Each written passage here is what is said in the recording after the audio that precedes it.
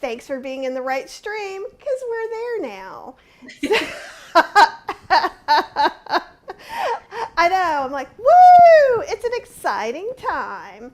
I just told Sally, I'm like, don't worry, everything's fine. Things will go wrong. Don't think about it. But I was like, usually someone is here by now, so that was interesting. And yes, I was in the wrong place. So you could be in the wrong place now, but you will be here soon. So, where is here and who am I? I'm Kathy Hester, and welcome to my exciting kitchen. Yes, hello everyone who is coming in now. Yay! We're doing plant-based chat with my friend and agent, Sally Ekus, who you got to see doing the dance. Woo! Yep, Apple and Valerie are saying hi. Hey. I know, it's always so nice to be said hello to. And I was just saying, in the wrong place, that we got Juneteenth and summer solstice in the same week, so that's kind of exciting. And I was saying the weather's been kind of crazy. We were just starting to do my normal weather spiel because it's actually nice. Like, it's supposed to be a heat wave again here. So I went out and took a walk and did some forest bathing, and I was just asking Sally, what's it like in Massachusetts? It's glorious here. It's a little overcast today, but the past 2 days have been like 73 and sunny with a breeze. And it's so beautiful and perfect that in the hanging plant on my front porch is a nest with 4 baby birds in it that I watched hatch yesterday. And there's still one tiny little egg in there. And it's so cute. Oh my gosh. That's how perfect the weather is. I love that. So, like, that's my new ice maker I'm getting ready to make a video about. But above there's like a little eave and a water pipe that these wrens insist on making a nest. And some years it sticks and some it doesn't. They've already like grown up and gone. Oh my gosh. Yeah, this was weird. I don't know if maybe they relocated or this is like a second batch of eggs or something, but we watched them hatch yesterday. Well, it's gotten up to almost 100 here a couple of times, yeah. Which is not normal. And Apple says that you are living in a Disney cartoon. Yes. I mean, that's exactly what happens. I'm imagining that once they hatch, they will weave me a cloak of some kind. I will wear it. My daughter will sing, and the chipmunks that are currently digging up my garden will just start dancing instead. Love that. I think when that happens, we have to do like an on location plant-based For sure. chat. We'll do a live stream. Yeah. That'll be my first TikTok. Yeah, it's cool. I took Maybelline out and we got to watch them. I mean, we watched the eggs opening. It was like we just happened to be there at the right time. It was so cool. Oh, it's really funny because when they're building it, because back there, everybody thinks that's the backyard. And it's the front yard, and sometimes you can see big trucks drive by. Like there's a good distance between that, but they'll see the birds going back and forth, and they're like, "What's going on?" And I'm like, yeah.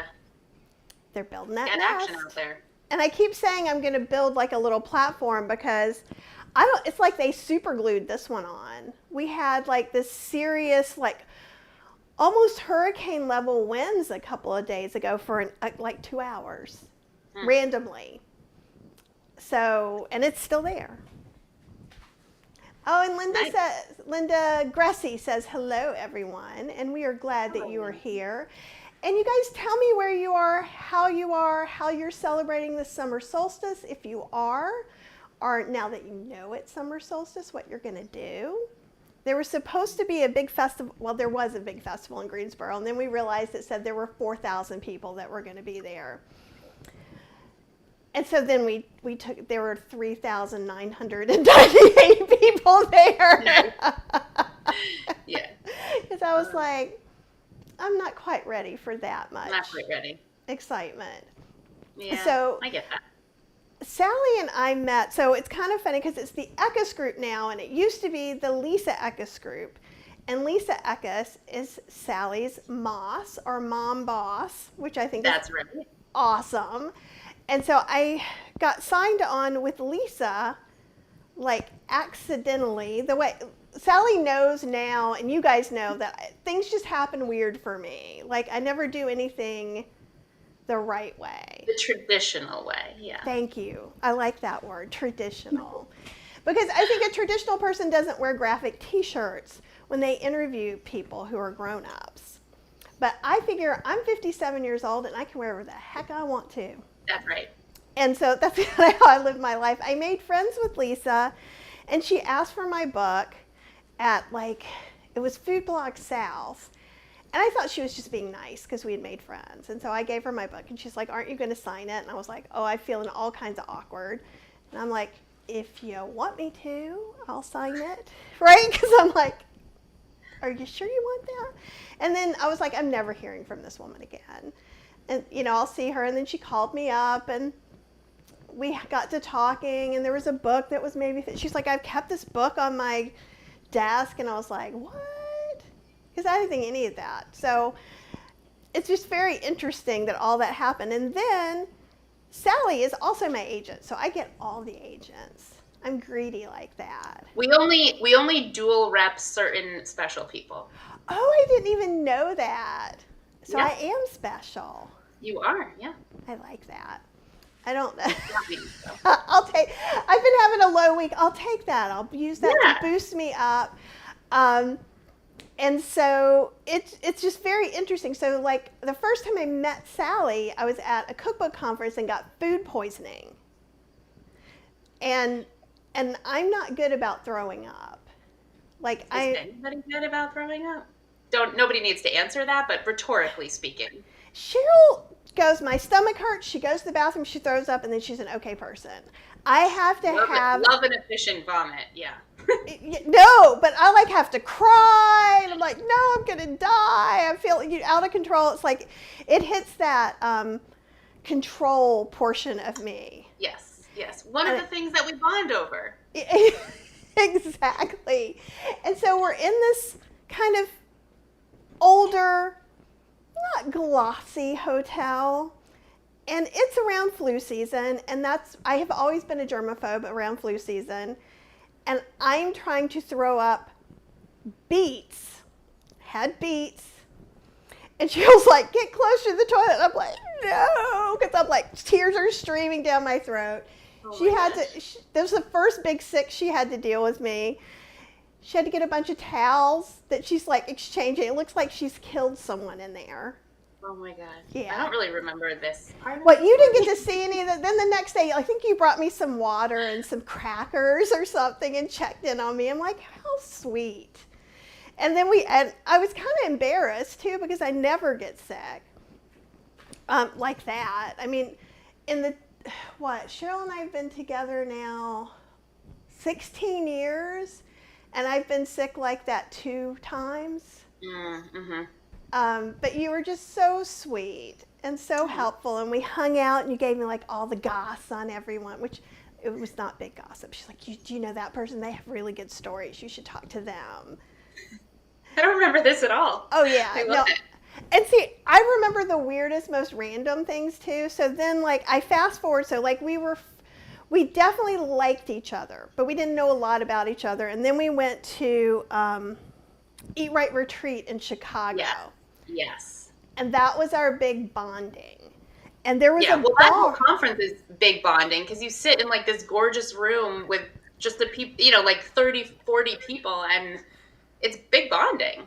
I love that conference. It is. And so I know a lot of you guys are like, conferences I like going to conferences because I get to really connect with people. You get to learn some stuff that you guys may want to know or not. But I've made a lot of really good friends.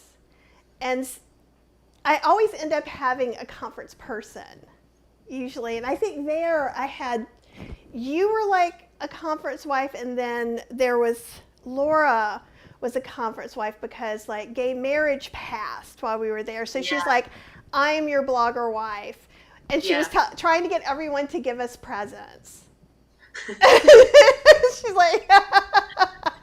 Well, this is such a good point because I recently went to IACP this past April, and IACP is International Association of Culinary Professionals. Yeah. And I hadn't been to a conference in a couple of years, and I so much of it for me is just like the serendipity of who you're going to meet and, friends that you have and this and that. And so I like meeting people, even if, it's not to like, we don't, there's no agenda of working together. Like I like meeting people, and then maybe years later we end up working together or not, but it's just like such a great time to have that, vibe with people. It really is. In the first, well, I went to 2 in-person conferences this year. The first one, oh my gosh, I'm going to forget. Why did I just forget it? It's in Chicago. Not the Tastemaker conference. Yes, Tastemakers. And I was trying to get you to come. And Christina Peters and I bonded. Yeah. Which we had never met in person, which is funny. Oh, so she cool. had invited me to go to dinner and a drag show. Oh, so fun. And I went with, like, my hair is kind of going rose gold now. I got to purple it up, but like I had bright purple. We get there, she has bright purple. Oh, awesome. Yeah, and she was saving me seats and putting my coat up. And she's like, I just want you to know I'm telling my boyfriend that you're my conference wife. And I'm like, we're totally conference wives. Oh my God. And I think that's one of the things you don't think. Yes, we do sit in there and talk about SEO and metrics and stuff like that. So yeah. If you're just wanting to go to meet people, perhaps not. But if you have some interest in things like that. And Uncle Lou's Kitchen says, looks like I'm late. We just started about 15 minutes ago. Welcome. And we're just hanging out, chatting about some stuff, how we met right now. Joanne is in Southwest Florida, and it's in the 90s. And you were going to say something to Uncle Lou? Oh, I was just going to say about conferences, too. A couple years ago, gosh, I don't know, a bunch of years ago now, like I started kind of trying to track, like, who do I meet and when do they pop back up in our professional circle and stuff. And like, it's been so fun to see people pop back up quickly. And then other times it like takes years. And I don't know, I think conferences, again, as they start to get going, it's just a nice time to connect with people. It is. And I'd say I made a lot of friends. I really have made a lot of friends doing that. Well, and then we did, what was the conference where with the potatoes? With the potatoes. Right? Idaho potatoes? Was it the one? No, you never went to the one in Florida. No. Where were we? I don't know. There were potatoes involved. Everything Food. Everything Food. Yes. Yeah. So Everything Food was in Utah, and that was pretty fun. It was huge. And Tastemakers is kind of huge, too. So we probably should talk a little bit about cookbooks, too, and then we can go back to chatting. One thing I do want to say is Cat's Clearing is letting us know it's National Indigenous Peoples Day in Canada. So that's another awesome holiday to be celebrating. And Apple says that her co-op housing has a solstice celebration this coming weekend. There'll be flower crown making table, food, music, and a big fire. Nice. That's why. See, I love my Canada people. They're so awesome. So tell me a little bit of maybe what it was like kind of coming on, because like I was already working with Lisa. And if you want it, you can take this any direction you want. I'm just starting this out. Like, was it kind of weird to get to know me and then work with me? Since I just figured everybody worked with everybody. So, well, we do work with everybody for sure. But I would also say that depending on like when somebody signs with our agency will determine like who's leading on taking their projects out. And also that might change over the course of how many books one of our clients is writing. And I don't know, like if everyone is listening knows what a literary agent does, but essentially probably not. I would go ahead and define it. Yeah, so we represent authors to publishers. So we're pitching our clients' book projects. So Kathy's got a new idea. We help negotiate those deals. My job is to know who likes to acquire which type of topics and negotiate those book deal opportunities. And we represent people across a bunch of different categories. We specialize in culinary as an agency. We also do talent representation. So for people who are doing influencer campaigns or brand recipe development or speaking engagement, we do that type of representation too. And essentially people have to apply to be clients, but you can become a client in a couple different ways. And sometimes it's like meeting at a conference and knowing, hey, this is somebody I want to support their work, and does this feel like the right fit? And excuse me, especially with Lisa, like that's her MO, right? I mean, get the vibe from somebody and say, how can I continue to support your work and grow your brand, hopefully for the life of somebody's writing career. And So I should probably interject and say too, like as much as I go, oh, I just met her and we just liked each other. At that point, I was obsessively keeping track of my sales, where I got my sales. I was doing a lot of promotion ideas that I just made up. So I mean, the way that your work was introduced to me once Lisa came back and talked about meeting you and your work and the potential of you becoming a client was, this is somebody who is experimenting and understanding and playing with, in the best sense of the way, Amazon rankings, book sales, promotions, SEO to some extent. And so you are a very educated, interactive, proactive author, and we want it, like that coupled with what we do best is a really successful combination, as evidenced by your royalty statements and book sales and more than one book, right? So your work was presented like, here's somebody who writes in a category that we publish well, or that we represent well, and you like to experiment with how the book sale market is changing, and that's not something all authors want to take the time to stay on top of, and so that's very appealing to agents, to us as agents. Well, and it's true too, and I think some of it is just like I had a web developer background. I think out of the box anyhow, so I'm usually a little bit ahead on some of the technology stuff. Yes. But I remember when I first had the book, because that was before Katie Fox, who now works at Ecamm, is their head of marketing. So funny. Which is awesome, because she's my favorite marketing manager of any book thing. We've done more things together, and she's really open to trying new things. And I was open to, like, with the Great Vegan Bean book, I designed the extra large postcard and branded it for Rancho Gordo, and asked them if I print some, will you put them in your packages? Right? So I was able to do some stuff because I can do graphic design, because I can do, but I'm getting them printed at like whatever the cheapest place is to get them printed. And so it was like a $30 gamble. Right. Just like a Facebook ad could be a $30 gamble. So it's like, why not? Yeah. And then I went on and I actually worked with authors and some other publishers. So when a publisher started up, I was their online PR person, which I think is still kind of funny, because when I was looking through some of the book stuff, I was like, well, how do you become a PR person? What do PR people know that we don't know? And these were some thoughts, and I would be the worst regular PR person ever, because you'd have to pick up the phone and email a lot of people. I think you're talking about like marketing. Well, I'm thinking like trying to get like news media, TV media, magazines. Right, but I mean like the work that you were doing with publishers as they were getting up and running, and like your online work on behalf of publishers is like more on the marketing side. It is. I consider it online PR though. And maybe that's just a term that I use. And if it is, and we can talk about that. And if you would rather me not use it and you have a good thing, like the reason you can use whatever you want. You're wearing a graphic tee. I know, I could do whatever I want, but because like when I was working with Page Street, I tried to make it one of the things, and in the beginning, it was the situation I wished I had had. So we had Trina Kay, who was a traditional person, and me, and each author got individual meetings with us if they wanted. And so I would go and tell them with their website, I would give them ideas about marketing and their social media, all these things that I just figured out.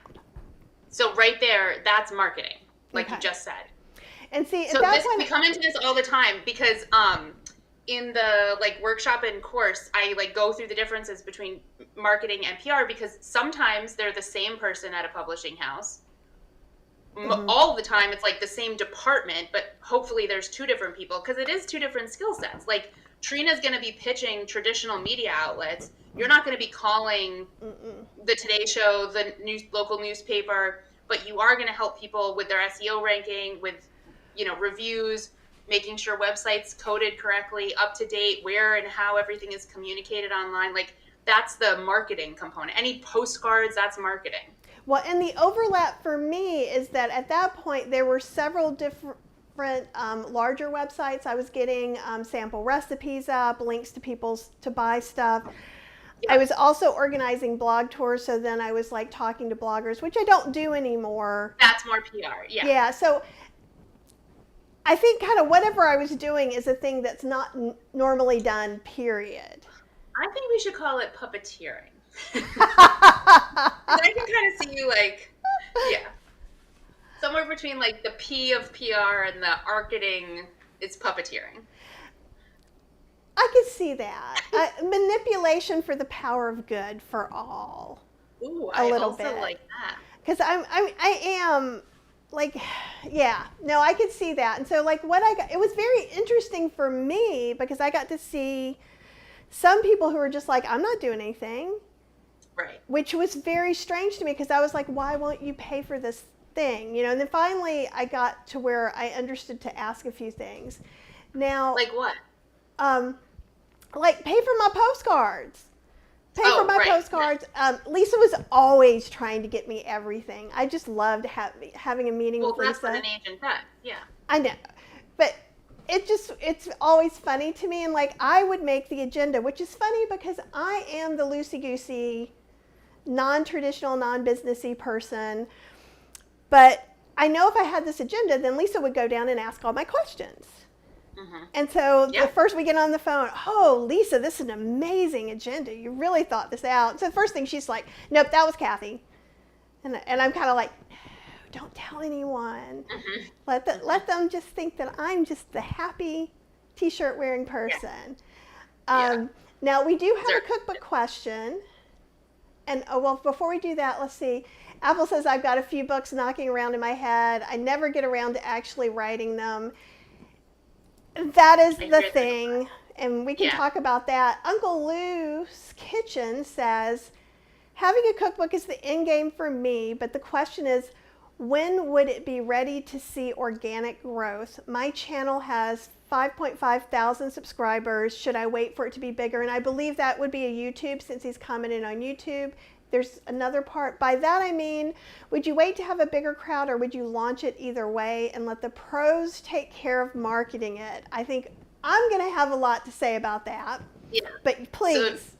So, to answer the last question first, no matter how big your platform is, you're going to be the pro to market and sell whatever it is you're selling, book or otherwise. So the more you, the author, is prepared to do, the more successful your book will be. The pros are not going to do anything unless you hire someone specifically to market your book. And it's very expensive. PR people, and I mean, obviously everything's within what you have. And maybe $2,000 to $5,000 or $10,000 a month may seem like candy to you, but I would be paying more for PR than usually my advance would be if I used another PR person. Yeah, I also... you could, again, PR and marketing are not the same. Both are necessary for a book's success. It depends how you define success. I define success as like seeing and hearing about your book in places, and also the sales resulting from the marketing and promotion of your book.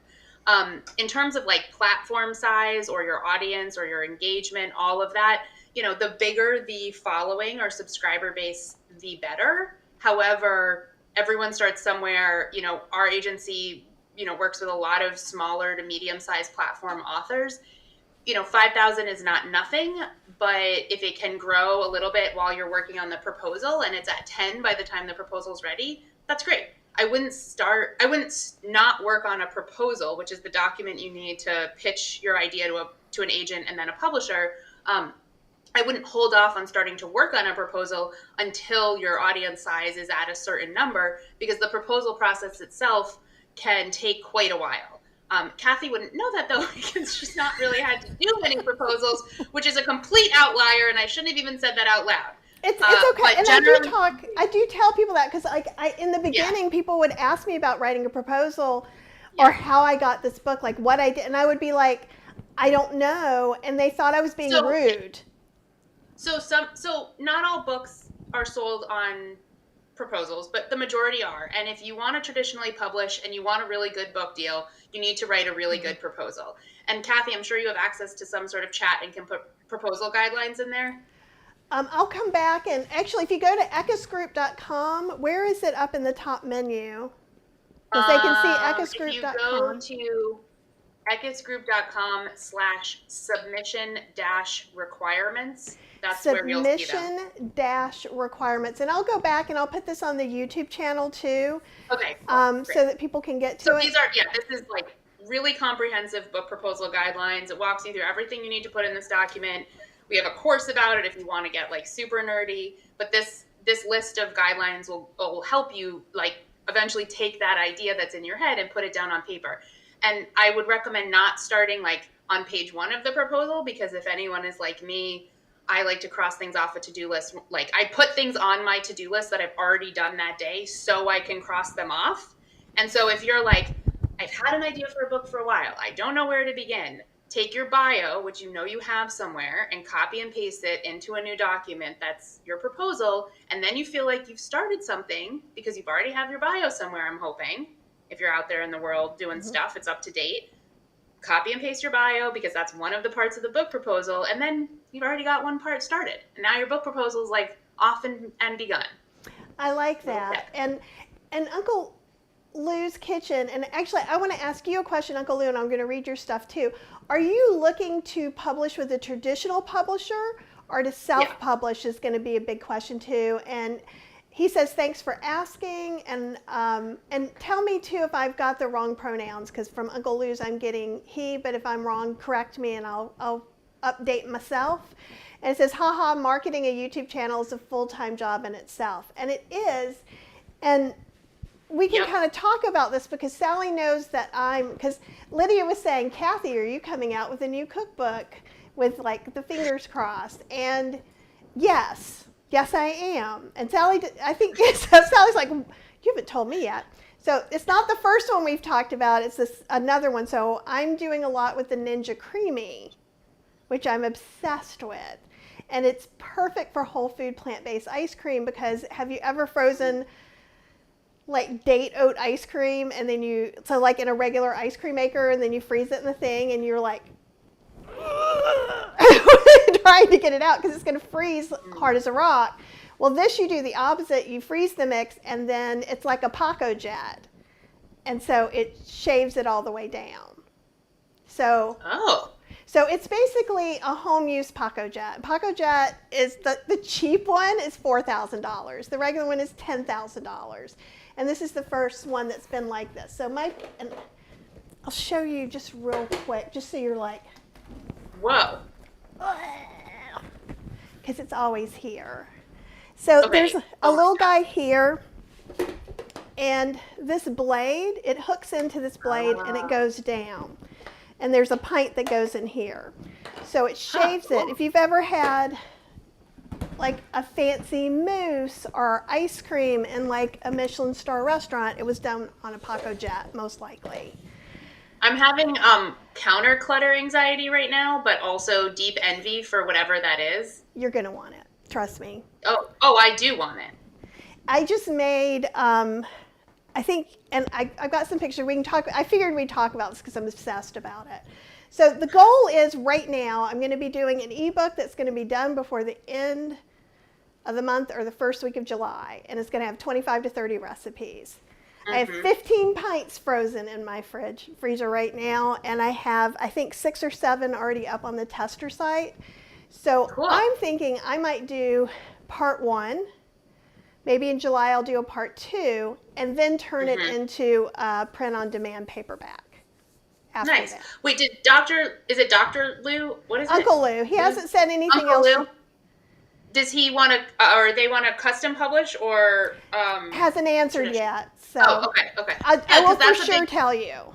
That's a big consideration for anyone listening that's thinking about publishing. And I get this question all the time, like what should I do? Which path should I go down? And it really depends on what somebody's goals are. And also, there are ways to determine like what's the right path for you. Finance is a big part of the consideration. Controlling the process is a big consideration. And then also like the distribution of a book. Do you want a book publisher to distribute your book, or are you going to be the one selling your book? And you're more than welcome to ask me any questions that you want to. I'm kind of ridiculously transparent about things. And Yes, we you are. talked a couple of years ago that I was going to start doing some smaller ebooks, and I didn't because Yeah. pandemic.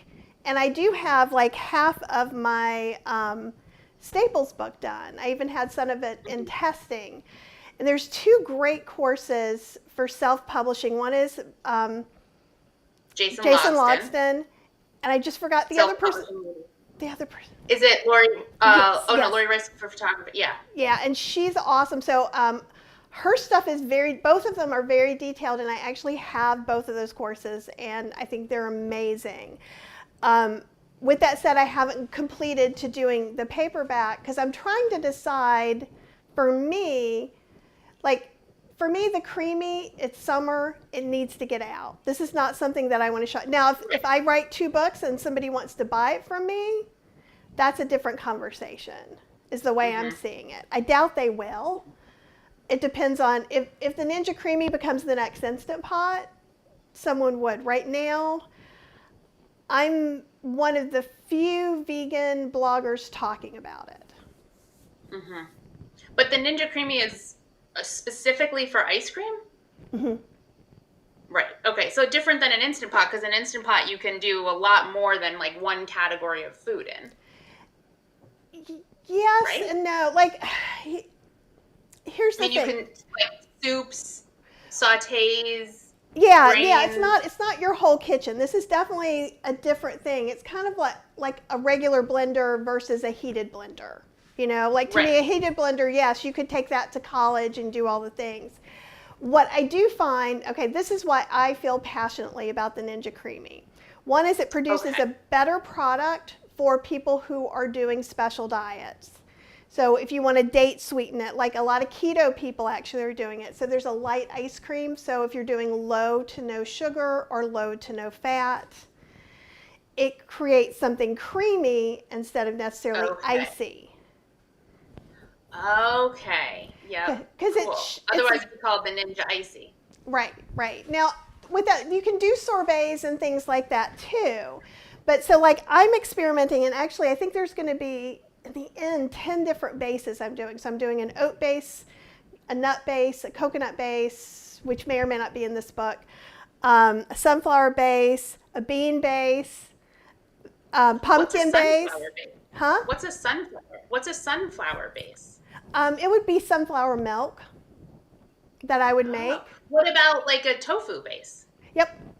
That's on the agenda too. I've done a pumpkin, sweet potato. So like the thing is it has to be, in general, if you go and look on all the Ninja sites now, you're going to see real heavy dairy fat or coconut oil, cream cheese, so vegan cream cheese. This expands the vegan category.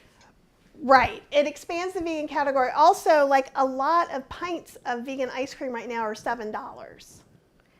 Oh, I'm aware. I ate one last night. Right. And I'm not saying no one should buy it. However, I had a cantaloupe mint sorbet last night that was 90% cantaloupe. That sounds amazing. Side note, have you tried the frozen vegan Kind bars? No, because there was something in there I think that wasn't vegan. I think they have gelatin in them. Not the frozen ones, I don't think. I'll double check. Like okay, we'll source this later. I could be wrong. No, well, I would love for me to be wrong. Full disclosure, because this is the plant-based chat for everybody, I work with many vegan cookbook authors like Miyoko, Hot for Food, Lauren Toyota, Haley Thomas, Nava Atlas, Kathy Hester, but I don't keep 100% vegan plant-based lifestyle. However, I do have certain dairy intolerances, and so I steer clear of pretty much all dairy. and I could eat them, which is what made me think that they were vegan. Oh, Anyway, you know what? it's No, like no, no. I'm getting one now. So maybe they were in the beginning and maybe they changed, or maybe it's a flavor. there's Just like, all I have to say is like there's a peanut butter chocolate. It's branded as plant-based, so maybe it's not entirely vegan. Um, plant-based should be. Frozen kind bar that like is rocking my world. They carried it at the local grocery store, and then they discontinued it right after I got hooked. And all I have to say is it's a problem. It's really where this entire Oh, we can work story with this. And they are vegan now. So maybe I thought there was something in there I couldn't eat. Maybe it was not all kind bars are vegan, but this one right. is what I was thinking. Yeah. Also, side note, Kathy, your rice and lentil instant pot healthy on a budget recipe is not only rocking my world right now, but rocking my neighbor's world who just had a baby. And it's like the easiest thing, literally on Sunday night, literally like the easiest thing to make. And people are just like, what's in here? Oh my gosh, this is so good. And I'm like, I know, right? I've worked so hard, and it took 10 minutes in the Instant Pot, and I just put a bunch of stuff together and mixed it up, and like, it's just so good. I've been loving it. And it's like so protein rich. Oh my God. So good. That's awesome. That makes me so happy. And you can make them up like with the rice, since you're putting everything in, the rice, beans, spices, you can put it in a jar. That's such a good idea. That's what I'm going to give them, because they were like, I want to make this again, but obviously they have a new baby. Oh, brilliant. Brilliant. I'm going to do that. Oh, no. And we did a class like that. Okay, let me get back. There's a bunch of comments now. Okay. And Apple does self-publishing and makes a vegan recipe zine and put them in the free pantries around Vancouver. Apple, if you want to make that available, like it's totally up to you, but if you're giving it out free, I'm more than happy to put it up somewhere and share it for you. So talk to me. Everybody knows kathyhester@gmail.com. And okay, we got some from Uncle Lou. I never thought of the direction really with regards how to publish, and it is he, him. Excellent, thank you. And I just have the vision of the future of making it happen. I'd be really happy to check the ebook. Yeah, and I'll say, oh, there we go. So, and then basically he just had to pause the video for a minute. One thing, and this is my opinion, and Sally, tell me if you support this or don't support this. Either way is okay. I think if you have a channel that has 5,500 people, and if they're fairly active, and you can sell a few thousand books, doing an ebook is a great experience, and you would make some money. Yes. The only asterisk to that is if you think or know you want to traditionally publish, and self-publishing doesn't yield great success in terms of sales and revenue, it's going to work against you. And so it's really awesome to be able to say, hey, I've sold 2,700 copies of this title that I published on my own directly to my audience. I've made this amount of revenue, and it's all happened in the past 9 months. Oh my God, look at this proof of concept. Look at how this author knows how to directly market to their community. Love that.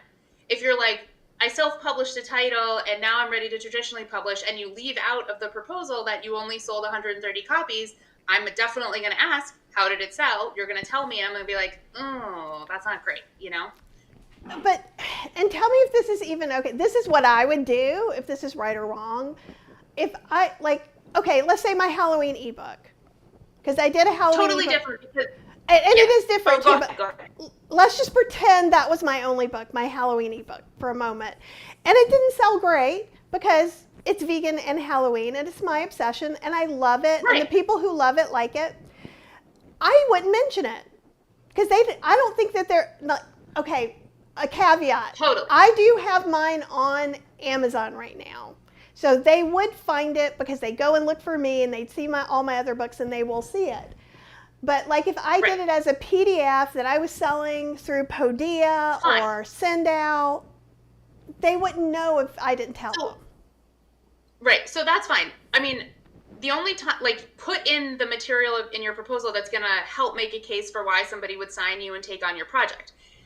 But also, as an agent, like, I know the Halloween ebook. I don't have the same sales expectation of the Halloween vegan ebook that I have of Kathy Hester's first Instant Pot General vegan cookbook, because a very specific holiday for vegan. Like it's niche, Yeah. right? So I'm smart enough to have different expectations. So if you said every year on Halloween I do this big push and I can sell 200 downloads of this, I want to see that because I'm like, cool. You know how to directly tap into this specific season. You know how to market. You know how to reach your audience. And in one, a holiday that's one day, you can sell 200 copies. I love that.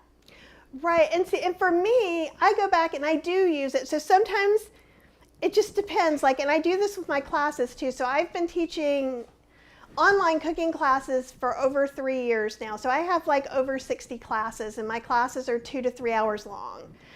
Are all of your classes on Podia? Yeah. Wow, you have 60 classes on Podia? Yeah, I haven't counted them lately, so there could be more or less. Some of the real old ones I leave off now. So like when you're a member of Kathy's Cooking Club, it's $50 a month, and you get access to every class that's ever made. You can watch while you're a member too. Plus you get 2 new classes every month. And there's downloadable recipes, and then I put little things on Amazon so you can go and just, either you can buy the stuff there or you can take it with you to like the Hispanic market and you have all the words you need, or the Asian market, depending on whatever class, because I always encourage you to shop locally whenever possible. But so like what I do with those is sometimes I'll be like, it's my birthday, here's a class for you. Mm-hmm. And cool. You guys go sign up through this thing and get a class. And I've done that with the Halloween book. I think I did it in 2020 because people couldn't go Halloween. I was like, okay, spread this wide and far. Everybody, here's how you download it. I feel like I should do a full disclosure here that when I moved into my house that I bought, I literally live on like the best trick-or-treating street ever because it's right across, it's the street over from this adorable like children's rag shag parade that's been running in my town for years. And it's like all the kids, and then they come down our street, and that's how the trick-or-treating starts. So it's the first year I lived in this house, I handed out over 520 pieces of candy. Okay. So when I moved into this house and I told Kathy about how much like Halloween was a part of this street, this is why you got to love working with your agent and vice versa. She sent me 2 boxes of Halloween decorations that I'm not like a put out seasonal decorations kind of person. I can barely like bring my trash can to the road on the right night, but I do put out epic Halloween decorations because I have boxes full of awesome stuff. And now I'm like one of the houses on the street that like people always know there's going to be something cool. It's really awesome. Full disclosure. But no, and I think that's awesome. And so like the thing is if you're doing something super special or a passion project for whatever reason, like, and I did some things that doesn't exist anymore, but there was another cooking school platform. So I did 2 Halloween classes there in 2020. Mm-hmm. And because they were already doing some plant-based stuff. So I did a plant-based one and a Harry Potter one, and they did nothing. But you know what I do is I package those up, mm-hmm. and I'll give them away on Halloween or something. So mm-hmm. if you want to play around with an ebook, and now, because I was looking through some stuff, if you go to like Creative Market and some places like that, they have Canva templates that are ready for the Kindle platform. Oh, cool. Yeah. For like $20. So, oh my gosh. And for $50, I'll try just about anything. Is the way I look at it. I'm like, the internet can hear you right now. That's okay. We were talking. Julie Hassan and I are doing a show for the summer, at least, called Kitchen Toys Summer Edition. But we were having a meeting in the car, and Cheryl was in the car. We were talking, and we were laughing so hard because every name we came up with was like Skinamax or Rated R, Yeah. Middle-aged ladies and their toys, and we'd be like, hee, and it's like, no, we can't have that. So I'd be careful with the SEO around that. Yes. So it's always very interesting for things like that. Yeah. But I think that, going ahead and putting some things together, I see some people have great success and some people don't. And yeah, it totally depends. Like it depends on what your goals are, and also like what your goals are for the book, what format it should be, which path to go down, and also what your goals are in terms of your brand, your career, your authorship a year from now, 2 years from now, 5 years from now. People are always asking me like, how long does it take to publish a book? And so, we give this timeline in our course of like, here's, if your proposal is ready today, it's essentially a 2-year process, right? Like you have to think about what are your goals over the next couple years to also determine like, do you want to play around with an ebook? It can be a great tool to like low investment, low stakes, test the market. But it's not the same as like what you can do with an ebook, especially in the food space, is not the same as what you can do with a traditional published cookbook. Well, and it's a different thing. And I certainly will say, like having like 9 or whatever, I don't even remember anymore. I have a bunch. And so I don't feel like I've proven myself with sales. So I feel like right. I can go and do that. Also, I'm finding that some of the books just aren't in the stores. So like right. I always pop by a Barnes & Noble to see what books are still being put out. And the last book I put out, I've never seen at a Barnes & Noble. Well, it depends on the Barnes & Noble because they're regionally stocked. I go all over well, obviously I haven't been traveling as much, but whenever I'm traveling, I go and look there as well. Yeah. I had a client get an email last week about their book. Once a book is like pretty low on stock, sometimes the publisher will remainder it, which is like trying to move the inventory out at a very, very low price point. So in this case, it was $3 a book. So the author can buy the book and then resell them.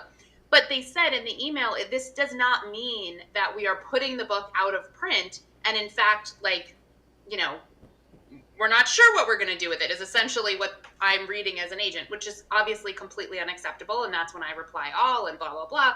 But, you can't like, it depends on the time that this book comes out, what to do with them, where it's being distributed. And then, ultimately going back to, just the conversation of like, leave it to the pros.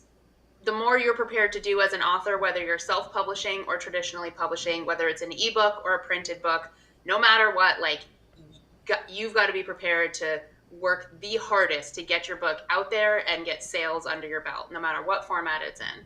I totally agree with you. And like, actually, it would be really interesting if once I start getting into this process or when I'm selling it finally, because this one's going to be a quick turnaround. I already had someone volunteer to do some editing. I have an editor who's a best friend. So the thing is about an ebook, and even the Halloween ebook, I did everything except for I didn't put it together. So I partnered with a designer and I paid an editor.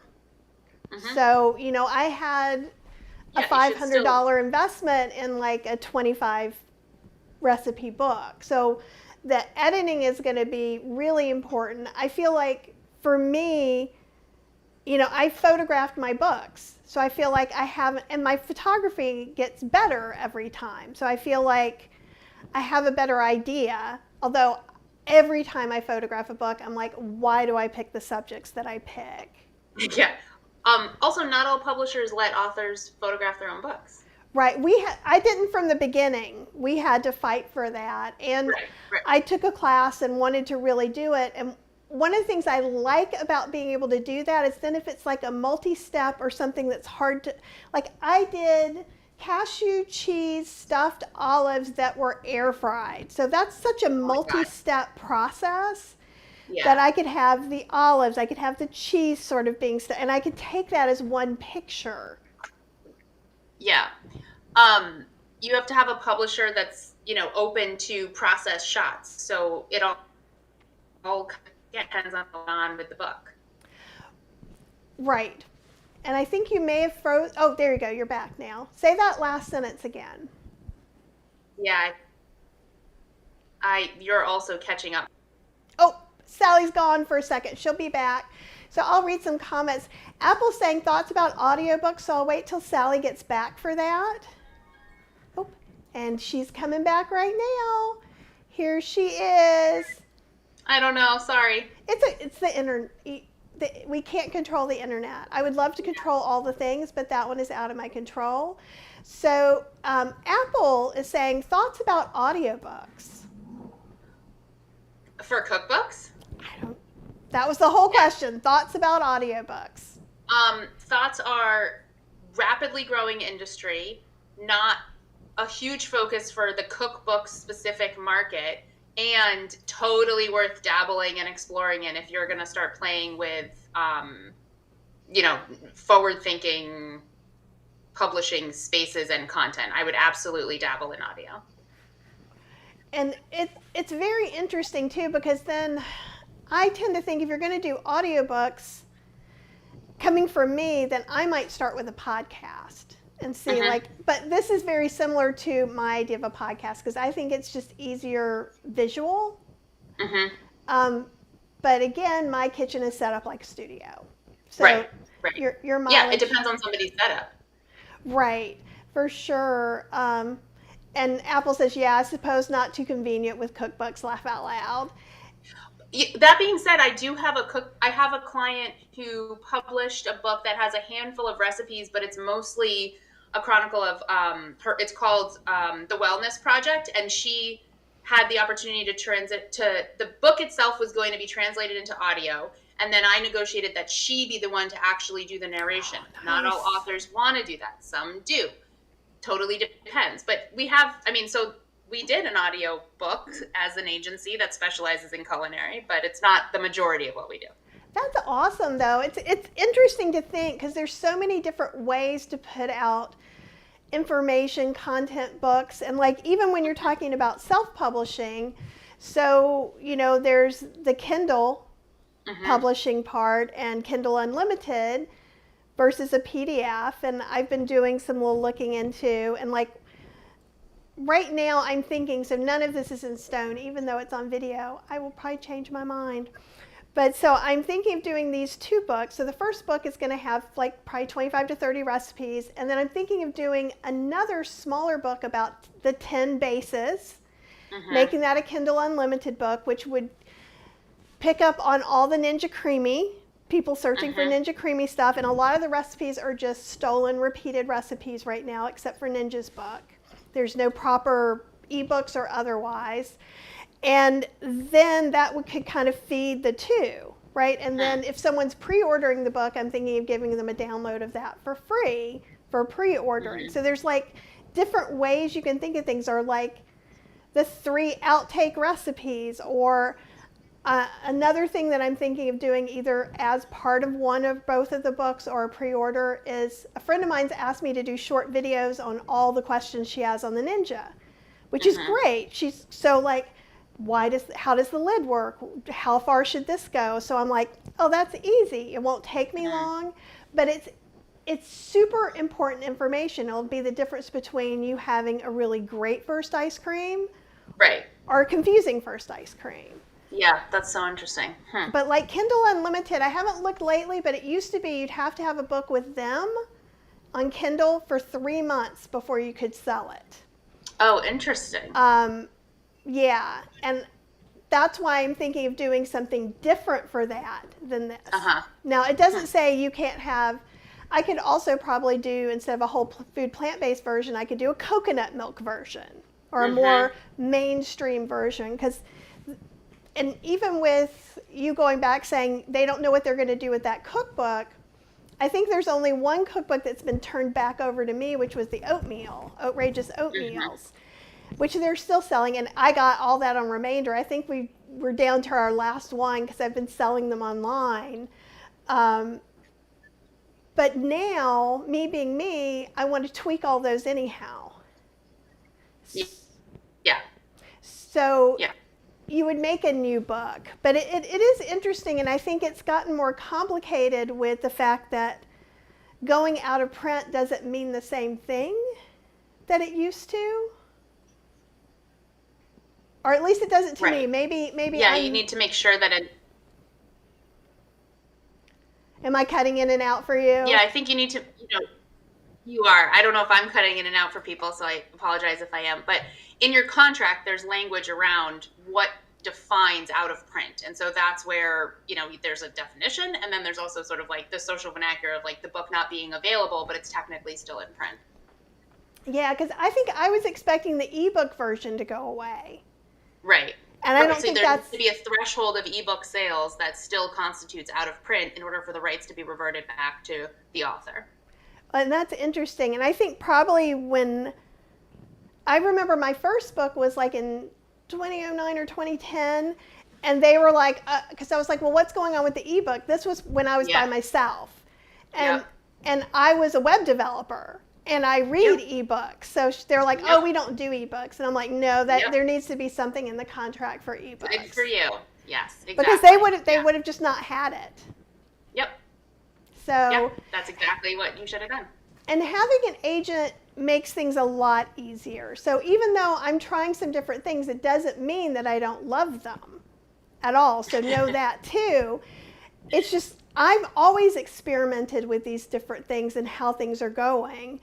And Yeah. I like knowing this, but having an agent means when the publisher or an editor that you're working with is being weird or difficult to you, which may or may not mean that they're really being weird and difficult.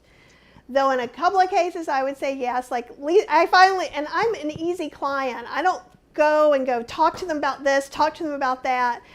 I usually go on in there. I make friends with the designer. I ask the designer personally to make the font bigger or something like that. So I usually deal with a lot of that. Or at least that's my opinion. You'll have to tell me. Maybe I am pickier than with you than I think I am. But last time I asked you that, you're like, you should be telling me more things like that. Why are you just telling me now? But for my 1.5 quart slow cooker cookbook, I said very clearly it has to be on the cover or it has to be on every recipe or every recipe will fail. And they took it off like 6 times. And finally, the last time I called Lisa and I'm like, you've got to do this. I can't do this anymore. I was like losing it. And she took care of it. And I was like, oh, that was way worth it. And you had to do something like that with the last book.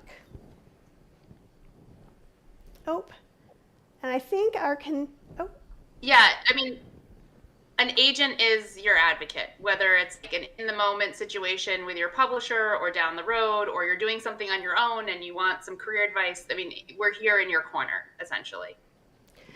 well, and I love it. And I've loved the relationship I've developed with both you and Lisa. And I always, like, I talked about you guys when I was on a cookbook panel at Tastemakers this year and talked about your class, which if you guys are interested in doing a cookbook, you should definitely be checking out their class. And also it's So You Want to Be a Cookbook Author, right? Is your group on Facebook. It's How to Be a Cookbook How Author. to be a It's cookbook author. It's a community on Facebook that if anyone today just requests to join, and we talk about publishing and industry news and updates, and I'll post articles that I find really helpful in there. And then it's also a place where people can ask questions. And it's a great group. I really enjoy it. And so, like, the thing is You inspired me to start it. And now we're at almost 1,000 members. see, I kind of manipulated you into starting it, didn't I? Inspired, manipulation. It's a fine line. And with you, that's a fine line for me. Like, I'm happy with that. Okay, that's good. Well, I think it's the same thing. Like, I keep talking about the Ninja Creamy, but then I'm also saying, and this is how you can make it in the Yo Nana in your blender. You guys don't have to buy a new appliance if you don't want to. Yeah. But I love it. So that's. Oh my gosh. Kathy, this has been so much fun. I love it. Yeah, no, it was so great to have you on, and I'm always bragging about how I know the best people, and then I just bring people like you on, and it's like, yes, you do, and everybody's jealous. But they got to hang out with us, and I would like to thank maybe, you everyone who was hanging out. yeah, and if you want to come on too and maybe talk about something else specific, you're always welcome. And we'll talk more after this. If you think it's something you want to follow up on as far as like the book and asking me questions and seeing, totally open book, whatever you want to do with that, here or somewhere else, wherever it works and helps you.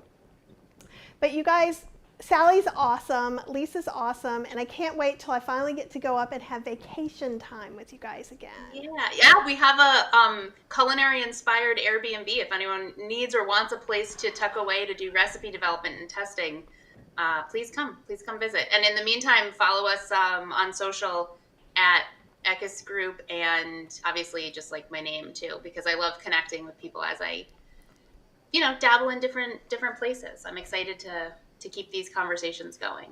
And the one thing we didn't actually say out loud, which I think is funny, is that the Ekus agency does a lot with vegan cookbook authors, not just me. And I think that's one of the reasons why we decided to do this, and neither one of us said it at all. Well, I did rattle off some other vegan authors, but I represent tons of vegan cookbooks, and I love it as a category. I love supporting it. I think I'm uniquely positioned to have a great perspective on vegan cookbooks, and there's definitely space for more.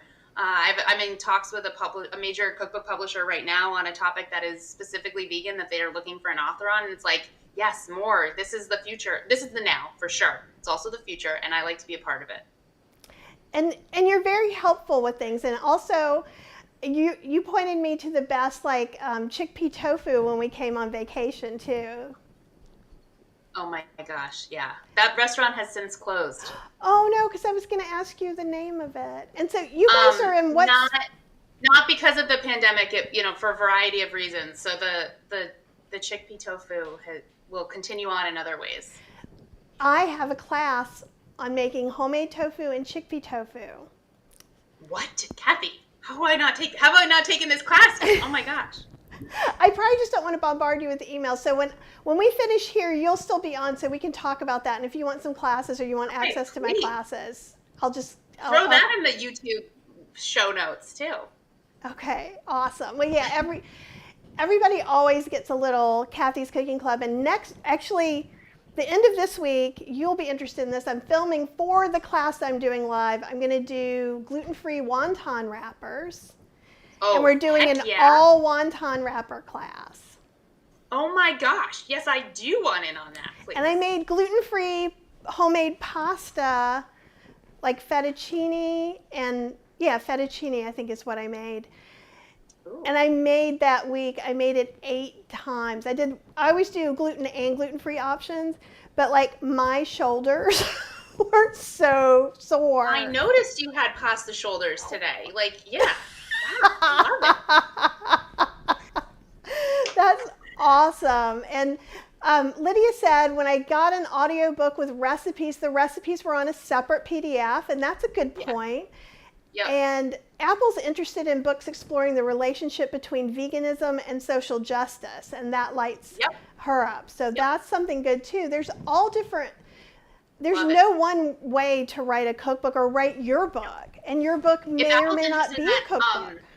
I bet Apple would be interested in looking at the books that Chelsea Green publishes. They're not all vegan, but they do have a more like activism and sustainable bent. So I would check those out. Oh, that's a great idea. And Max was saying he agrees. So actually, unfortunately, I have to go, Kathy. Okay, I'm sorry. well, I'm going to let you go. Bye, everybody, and we will see you soon.